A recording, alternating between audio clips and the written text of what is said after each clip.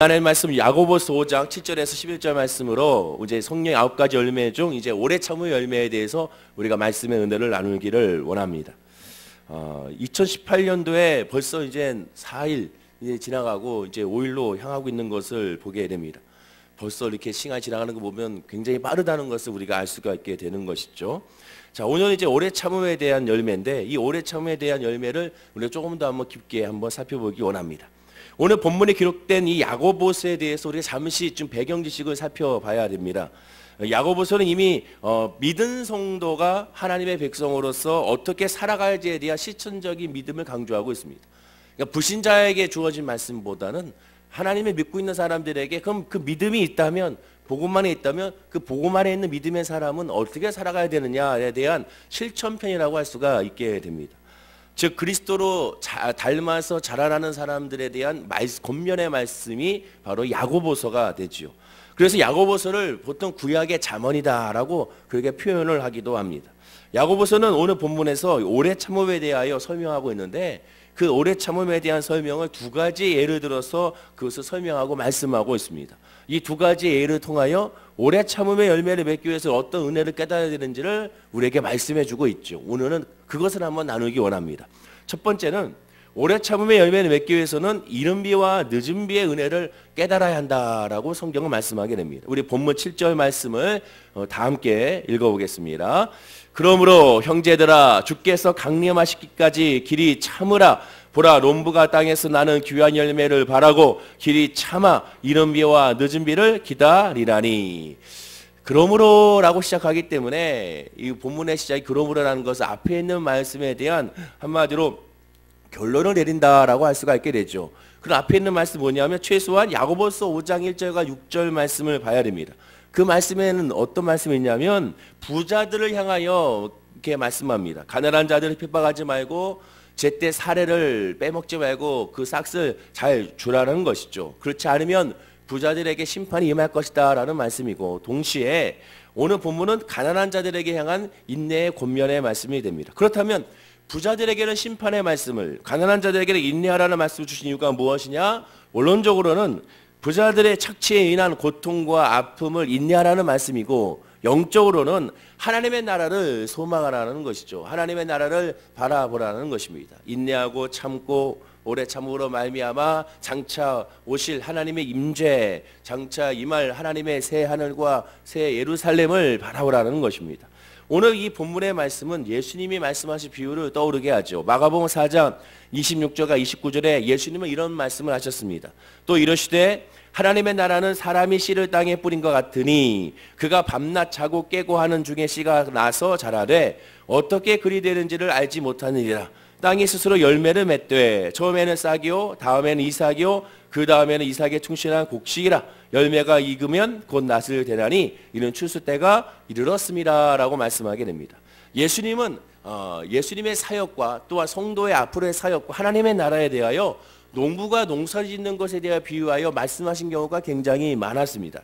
즉 하나님의 나라를 위하여 복음을 전하는 것을 농사의 농부의 일을 비교하여 많이 말씀하셨다는 것이죠. 열매를 맺기 위하여서는 씨를 뿌리는 이 농부는 반드시 비를 기다려야 한다는 겁니다. 자, 여기서 우리 당시 이스라엘의 기후를 한번 살펴봐야 됩니다. 이스라엘의 기후는 그 지역의 기후는 우리나라와는 완전히 다른 그런 기후인 것을 보게 되죠. 건기가 여름에 있고 우기가 겨울에 있는 특징이 있습니다. 그런데 건기와 우기의 특징은 완전히 달라지게 되죠. 5월 중순경에 시작하는 여름 기간 동안 이스라엘은 이상하게도 비가 전혀 내리지 않고 고온 건조한 날씨만 계속된다고 합니다. 그러나 10월 중순부터 시작되는 겨울에는 그때부터 이제 비가 내리기 시작을 하는데 5개월 가까이 지속이 된다는 것이죠. 그러니까 지금이 이스라엘에게는 바로 겨울철이긴 하지만 우기가 되는 겁니다. 그래서 이스라엘 농업은 오직 하늘에서 떨어지는 비만을 바라볼 수밖에 없는 그러한 땅입니다. 성경에 말하는 것처럼 가나안 땅은 젖과 꿀이 흐르는 땅인데 그 땅은 비가 흡수하는 땅이라. 비를 저장할 수 있는 땅이 아니라 비가 흡수하여 흘러내리는 땅이라 라고 말씀하는 것을 우리가 주목해야 봐야 됩니다. 따라서 하늘의 비만을 의지해야 되기 때문에 비가 내리지 않은 이 건조한 날씨에는 농사를 지을 수 없고 비가 오는 이 겨울철에 우기에만 농사가 가능한 것이죠. 이 겨울에 내리는 이 비, 우기에 내리는 비를 세 가지로 비교하여 우리가 살펴볼 수가 있습니다. 구분할 수가 있죠. 첫째는 우리가 잘 아는 이른비입니다. 이른비는 10월경에 내리는 비를 말하고, 늦은 비는 4월경에 겨울 우기가 끝나는 마지막 기간에 내리는 비가 늦은 비고, 마지막 겨울비는 이 이른비와 늦은 비 사이에 내리는 장맛비라고 할 수가 있게 됩니다. 그런데 주목할 것은 가장 많은 강수량을 나타내는 비가 이른 비도 아니고 늦은 비도 아니고 겨울비라는 것이죠. 이 겨울비가 약 강수량의 70%를 차지한다고 합니다. 그리고 이른 비와 늦은 비는 각각 약 많이 차지해봐야 15%밖에 그 강수량을 차지하지 않는다는 것이죠. 즉 많은 양이 내려서 그 비가 내려서 농사에 도움이 되는 그런 의미가 아니라는 겁니다. 적은 양이라는 것이죠. 그럼 이렇게 적은 강수량의 이른 비와 늦은 비를 하나님께서 성경에서 강조하는 이유가 무엇이냐? 적은 비긴 하지만 이른 비와 늦은 비는 비록 강수량은 미비하다 하더라도 그것이 농작물에 끼치는 영향과 중요성이 매우 크기 때문이라고 성경은 말하게 됩니다. 즉 이른 비가 내려야만 여름 동안에 건기로 말미암아 딱딱하게 메말라 있던 그 땅이 적셔서 그 적셔짐으로 말미암아 부드러워지고 파종이 가능하게 된다는 것이죠. 또한 늦은 비는 겨울 우기 동안 자란 곡식들을 더욱 충실하게 맺게 하는 역할을 이 마지막에 늦은 비를 통하여 이루어진다라고 말하게 됩니다. 결과적으로 비록 적은 양이긴 하지만 적당한 때에 내리는 이른 비와 늦은 비는 농작물을 재배하는 데 있어서 가장 중요한 비라는 것을 농부들은 알고 있다라는 것입니다. 그래서 신명기 11장 14절에 이렇게 말씀합니다. 다 함께 14절 말씀을 읽어보겠습니다. 여호와께서 너희의 땅에 이른 비, 늦은 비를 적당한 때에 내리시나니 너희가 곡식과 포도주와 기름을 얻을 것이요. 다른 땅은 기름진 땅들은 상관이 없지만 이스라엘의 땅은 하나님께서 내리는 비가 아니면 농사를 지을 수 없는 땅, 하나님만 바라볼 수밖에 없는 땅, 하늘만 의지할 수밖에 없는 땅, 그 땅이 바로 이스라엘의 젖과 꿀이 흐르는 가나안 땅이라는 것을 우리가 이해를 해야 됩니다. 중국에는 호시절이라는 그런 사사성어가 있는 것처럼 좋은 비는 때를 따라서 내린다는 그런 말이 있는 것처럼 하나님의 때를 바라보고 하나님만 기다릴 수밖에 없는 그곳이 바로 이스라엘의 땅이고 그것이 바로 이른 비와 늦은 비다라고 성경은 말씀하게 되는 것입니다. 결국 이른 비와 늦은 비는 농사에 있어서 곡식이 자라는 적당한 시기, 시작하는 시기, 곡식이 마지막에서 완전하게 어우러지는 시기, 그 시기에 내리는 가장 좋은 비라는 것이죠. 그렇다면 농부가 비를 기다린다는 것은 무엇을 의미합니까? 한번 생각해 보십시오. 식물이 이른 비와 늦은 비를 맞고 귀한 열매를 맺히도록 하는 것은 농부의 능력입니까? 농부의 능력이 아니라는 것이죠. 비가 내리지 않으면 농부가 아무리 노력한다 하더라도 열매를 맺을 수가 없게 되는 것입니다. 그래서 다시 우리 본문 7절을 한번 봐야 됩니다. 자, 다시 7절 말씀을 이러한 배경 지식을 가지고 우리 7절 말씀을 한번 읽어보겠습니다. 시작. 그러므로 형제들아 주께서 강림하시기까지 길이 참으라.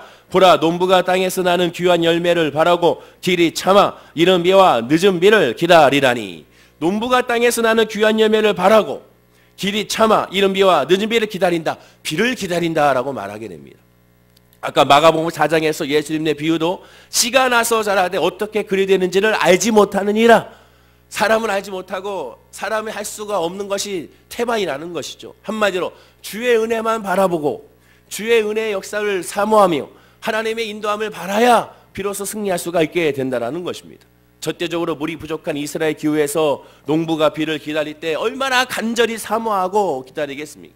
때가 됐는데 비가 내리지 않는다면, 때가 됐는데 이른 비가 내리지 않는다면, 때가 됐는데 늦은 비가 내리지 않는다면 그 농부의 마음 얼마나 애타고 타들어가겠습니까? 마찬가지로 하나님의 자녀인 성도는 이른 비와 늦은 비와 같은 성령의 임재를 바라고 바라야 한다는 겁니다. 어떻게 인내하고 오래 참으면서 하나님의 때를 바라봐야 한다는 겁니다. 하나님의 때가 있음을 기억하고 그 하나님의 때를 바라보며 성령의 임재를 사모해야 한다는 것이죠.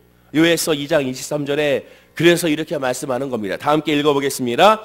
시온의 자녀들아 너희는 너희 하나님 여호와로 말미암아 기뻐하며 즐거워할지어다. 그가 너희를 위하여 비를 내리시되 이른 비를 너에게 적당하게 주시리니 이른 비와 늦은 비가 예전과 같을 것이라. 요의 선지자가 예언을 하고 있는 것입니다. 때가 되면 하나님께서 너희들을 구원하실 것이다.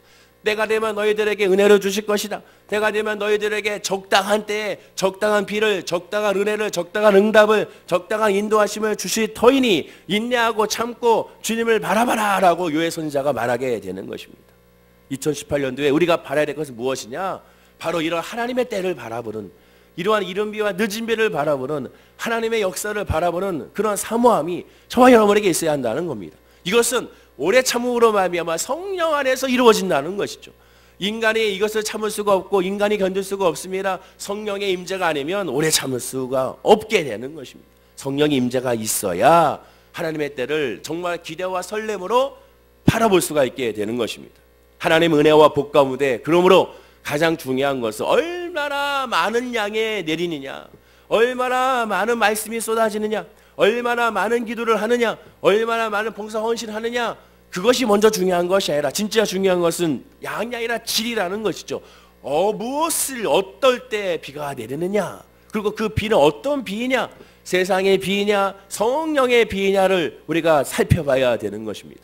성도는 다시 한번 강조하지만 하나님의 성령의 임재를 기다리고 사모해야 됩니다. 인내하면서 기다려야 됩니다. 오순절 마가달라방에서 예수님께서 제자들에게 말씀하신 것처럼 너희는 예루살렘을 떠나지 말고 성령을 기다리라고 했습니다. 예루살렘을 떠나지 말고 조급하게 굴지 말고 하나님의 성령의 임재가 일 때까지, 하나님께서 오케이라는 사인이 일 때까지 기다리고 또 기다리게 되면 가장 좋은 때에 성령께서 역사하실 응답이 우리 모든 성도님들에게, 우리 월계 순복음교회에 임하게 될 줄로 믿습니다. 그래서 8절에 말씀합니다. 8절 말씀을 읽어볼까요? 너희도 길이 참고 마음을 굳건하게 하라. 주의 강림이 가까우시리라. 하나님의 성령의 임재가, 성령의 충만한 역사가 곧 다가오기 때문에 기다리십시오. 내 사랑하는 가족들 예수 안에 곧 믿음으로 오게 될 줄로 믿습니다. 하나님의 은혜로 말미암아 열리는 역사가 임하게 될 줄로 믿습니다. 그때를 바라보고 그때를 사모하는 우리 모든 성도님 되기를 간절히 축원을 드립니다. 두 번째는 오래 참은 열매를 맺기 위해서는 선지자들의 믿음을 본받으며 삼으라라고 말씀하게 됩니다. 우리 본문 10절 말씀을 읽어보겠습니다. 형제들아, 주의 이름으로 말한 선지자들을 고난과 오래 참음의 본으로 삼으라. 오래 참음에 대한 예로서 누구를 들고 있냐면 선지자를 들고 있습니다. 여러분, 선지자는 누굽니까? 일반적으로 앞일을 미리 예비하여 말하는 사람을 선지자라고 얘기합니다. 또는 선견자라고 얘기하기도 하고 예언자라고도 얘기하기도 하죠. 성경에서는 하나님의 말씀을 전달하는 사람이 선지자인 것을 우리가 보게 됩니다. 선지자들은 여호와 하나님을 향한 신앙이 잘못되어 갈 때 나타나서 직설적으로, 아주 그냥 간접적이 아닌 직접적으로 지적하고 회개를 촉구하는 사람들이 하나님의 사람들, 선지자들입니다. 그러다 보니까 당연히 직설적으로 얘기하니까 심한 박해를 받게 되지요. 그런데 그냥 선지자들이 아닙니다. 성경에 분명히 말하기를 주의 이름으로 말한 선지자들이라고 말합니다.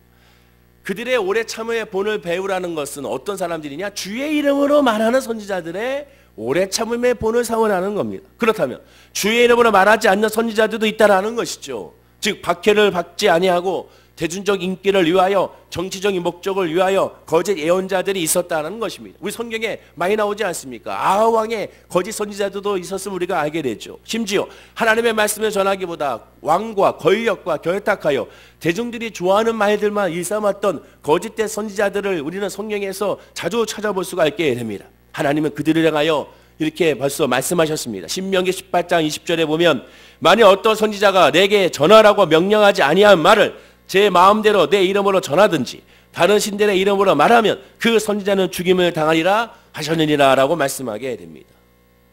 왜 하나님의 자녀들이 세상에 환난을 당하는가? 복음의 진리 안에 있기 때문에 그렇습니다. 왜 참된 선지자들이 그들의 심한 핍박을 당하고 박해를 당하는가? 하나님의 말씀을 전하기 때문에 그렇습니다. 참되신 하나님을 믿기 때문에 그렇습니다. 이 세상은 복음을, 진리를 싫어하기 때문에 그렇습니다. 왜입니까? 찔림이 있고 부딪힘이 있기 때문에 싫어하는 겁니다. 복음이 들어오면 자기 중심이 아닌 하나님 중심이 되는 것을 싫기 때문에 그렇습니다. 사사기의 시대처럼 자기의 뜻과 자기의 의견대로 옳은 대로 행해야 되는데 그렇지 못하는 것이 복음이기 때문에 그렇습니다. 그것이 죽기보다도 싫었기 때문에 그렇습니다. 스데반 집사를 죽인 사람들의 반응이 어땠습니까? 사도행전 7장 54절에 보면 그들이 이 말을 듣고 마음에 찔려 그를 향하여 이를 갈았다라고 표현합니다. 여기서 찔렸다는 표현은 말씀이 부딪혀가지고 그 말씀으로 말하면 회개한다는 표현이 아니라 찔렸다는 헬라어가 디아프리오라는 단어인데 이 뜻이 조각조각 톱질을 낸다는 뜻입니다. 즉 스데반 집사님의 하나님의 말씀의 선포가 그들의 마음에 조각조각 톱질을 낼 정도의 그들의 찔림이 있었다는 것이죠. 그러면 그런 찔림이 다가오면 회개하고 하나님을 바라봐야 되는데 그것이 싫기 때문에 그를 향하여 스데반을 향하여 이를 갈았다라고 성경은 표현하게 되는 것입니다. 마태복음 5장 11절과 12절 예수님은 분명히 말합니다. 복음 안에 있는 사람들아, 복음에 있는 하나님의 자녀들아, 복음 안에 있는 예수 그리스도의 제자들아, 이렇게 될 것이다. 즉 나로 말미암아 너희를 욕하고 박해하고 거짓으로 너희를 거슬러 모든 악한 말을 할 때에는 너희에게 복이 있나니 기뻐하고 즐거워하라. 하늘에서 너희의 상이 큼이라. 너희 전에 있던 선지자들도 이같이 박해하였느니라. 나로 말미암아 예수의 믿음 안에 있다면 당연히 세상에서 욕을 받게 되어 있습니다. 믿음 안에 있다면 세상 사람들이 싫어할 수밖에 없습니다. 믿음 안에 있다면 세상 사람들이 손가락질할 수밖에 없다라는 것이 왜? 진짜 믿음 안에 있다면 그들과 구별되기 때문에 그렇습니다. 마가복음 13장 9절에도 너희는 스스로 조심하라. 사람들이 너희를 공회에 넘겨주겠고 너희를 회당에서 매질하겠으며 나로 말미암아 예수로 말미암아 너희가 권력자들과 임금들 앞에 서리니 이는 그들에게 증거가 되게 하려 하심이라. 왜 우리가 박해를 받고 이것을 허락하시느냐? 복음 안에 있어서 우리가 그로 말미암아 그리스도의 참된 하나님의 사람이라는 것을 그들에게 보여주게 된다고 성경은 말씀하게 되는 것입니다. 또한 마가복음 10장 13절에도 또 너희가 내 이름으로 말미암아 모든 사람에게 미움을 받을 것이나 끝까지 견디는 자는 구원을 받으리라 라고 말씀하게 됩니다. 복음 안에 있어서 사람들이 미움을 받는 것을 이상하게 여길 필요가 없다라는 것이죠. 모든 사람들을 만족시킬 수가 없다고 어제 말씀드리지 않았습니까? 여러분도 마찬가지입니다. 성도는 이 세상 사람들의 불신자들을 만족시키려고 할 필요가 없습니다. 어찌 그들을 우리가 만족시킬 수 있습니까? 우리가 만족시켜야 될 대상은 하나님밖에 없고 하나님의 믿음 안에 있게 된다면 그 믿음의 은혜와 사랑이 이 성령의 열매가 있음으로 말미암아 그들을 만족하게 하는 것이 아니라 그들을 깨닫게 하고 그들을 변화시켜서 주님께로 오게 하는 복의 통로 역할이 되는 것이 예수 믿는 저와 여러분이라는 것을 우리가 기억하고 깨달아 알아야 됩니다. 내가 저 사람들을 변화시켜야지, 내가 저 사람들을 이끌어야지, 이것은 교만이라는 것이죠. 내가 저 사람 이끄는 것이 아니라 하나님, 내가 이곳에 있사오니 나를 통로 삼아서 나를 통하여 오늘 아까 말씀드린 것처럼 증거를 삼아 주셔서 저 믿지 않은 예수를 알지 못하는 저 안타까운 저 영혼들에게 주의 복음이 나로 말미암아 들어갈 수 있도록 은혜를 부어달라고 기도하는 사람이 바로 예수 믿는 선지자 같은 사람의 이름을 우리가 기억하고 깨달아 알아야 됩니다. 그런데 그러기 위해서는 뭐 해야 되느냐? 환난과 핍박을 당한다는 것을 분명히 알고 견뎌야 한다는 것입니다. 마침내 견뎠을 때 선지자들처럼 고난과 역경과 핍박을 견뎠을 때 마침내 열매가 맺혀지게 된다는 겁니다. 결론을 맺겠습니다. 야고보서는 결론적으로 오래 참음의 열매의 은혜를 이렇게 말합니다. 우리 11절 말씀을 다 함께 읽어볼까요? 자, 시작. 보라, 인내하는 자를 우리가 복되다 하리니 너희가 욥의 인내를 들었고 주께서 주신 결말을 보았거니와 주는 가장 자비하시고 긍휼히 여기시는 이시니라.